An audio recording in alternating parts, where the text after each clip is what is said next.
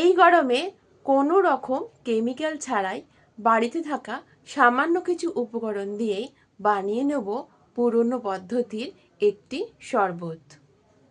শরবত বানানোর জন্য কাঁচা মৌরি, মুড়ি এবং আখের গুড় একটি পাত্রের মধ্যে জল দিয়ে 2 ঘন্টা আগে থেকে ভিজিয়ে রেখেছি। আগেকার দিনে কিন্তু এইভাবেই শরীরকে ঠান্ডা রাখার জন্য শরবত বানিয়ে খাওয়া হতো।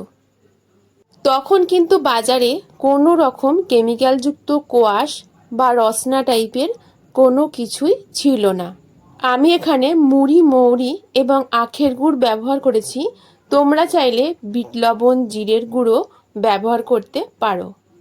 তাতে শরবতের টেস্টটা খুব ভালো হবে, বাচ্চা থেকে বড় সবাই খুব পছন্দ করবে।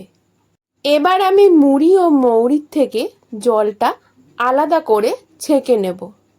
জলটা খুব ভালো করে একটি ছাঁকনির সাহায্যে ছেঁকে নিয়েছি। এবারে শরবতটা ফ্রিজে রেখে ঠান্ডা করে খাওয়া যেতে পারে।